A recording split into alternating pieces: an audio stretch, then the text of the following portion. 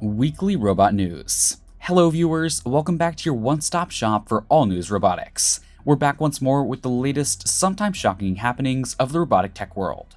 From a brand new swimming robot for underwater missions, steps towards improving human-robot collaborations, a robot dairy worker, all the way to learning how our relationships with robots affect our human relationships, robots for drug deliveries, and self-healing robots. We have it all.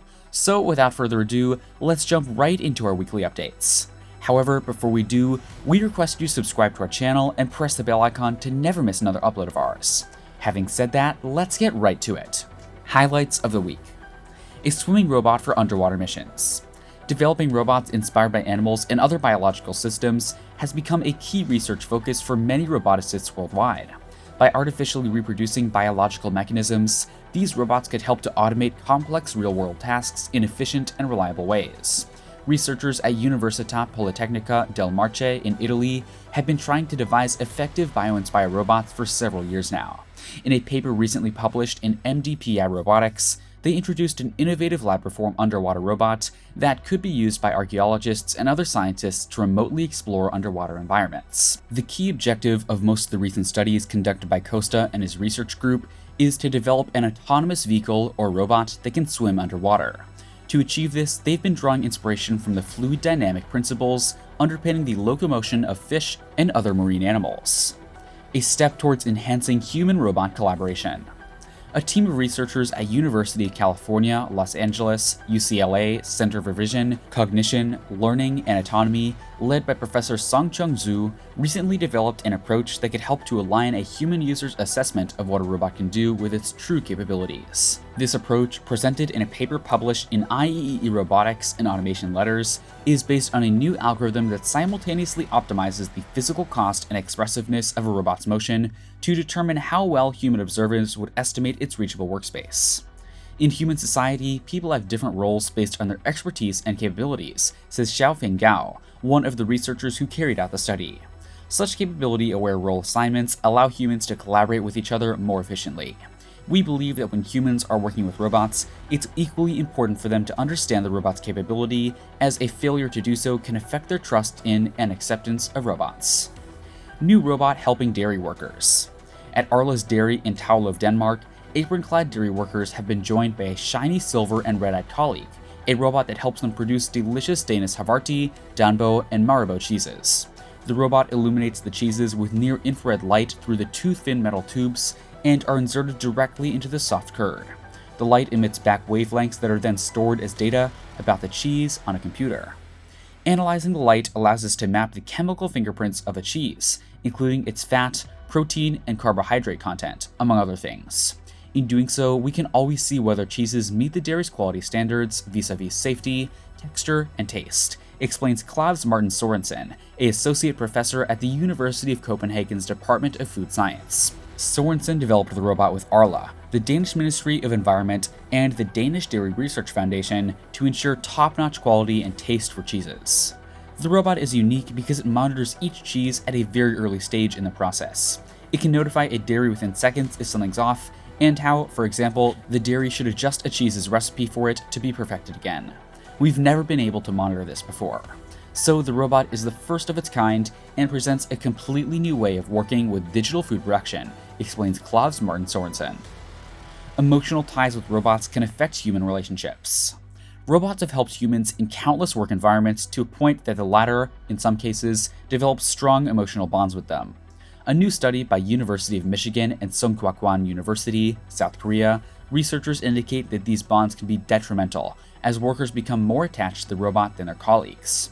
Human-robot teams can actually fracture into subgroups, functioning more like two competing teams rather than one overall coherent team, the study showed.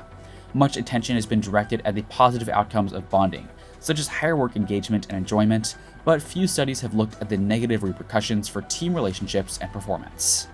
This topic remains relatively unexplored, despite the potential importance of subgroups in human-robot teams, said study co-author Lionel Robert, associate professor at the School of Information. Light-driven microswimmers for responsive drug delivery. In recent years, scientists have introduced a wide variety of robots of all shapes and sizes. Among these are microswimmers, carefully engineered microstructures that can move in water and other liquids.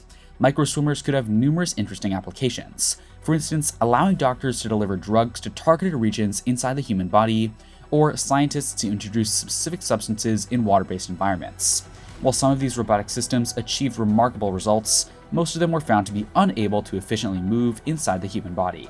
Researchers at the Max Planck Institute for Intelligent Systems have recently developed new light-driven microswimmers that could be more suited for navigating within biological systems, including body fluids. These microswimmers, introduced in a paper published in Science Robotics, are simple microparticles based on two-dimensional, 2D carbon nitride polyheptazine imide.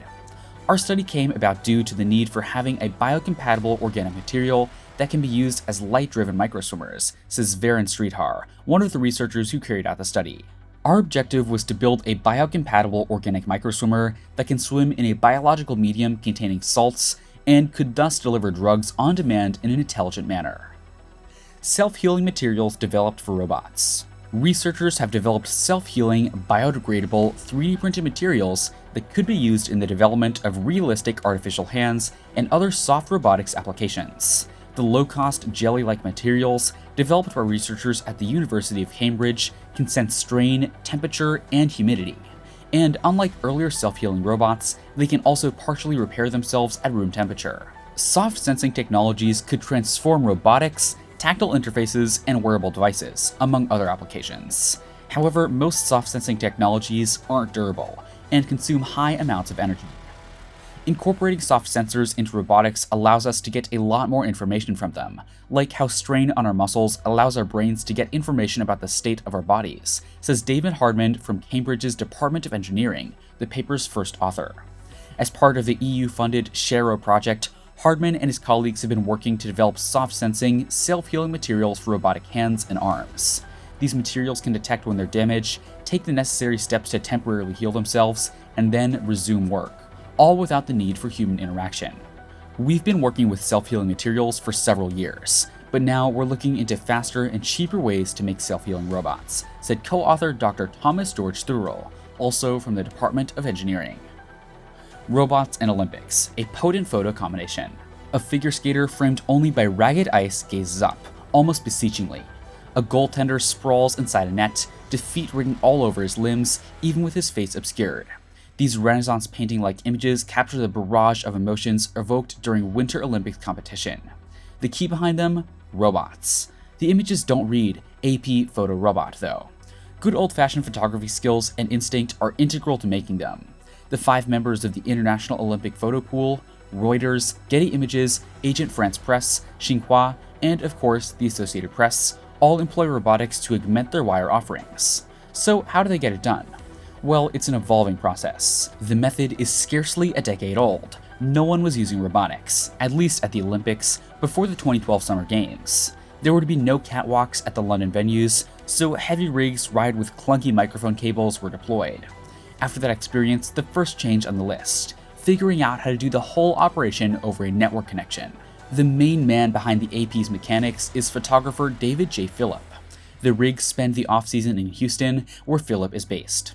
Just before London, Phillip was tasked with devising an underwater camera system, an assignment that mushroomed.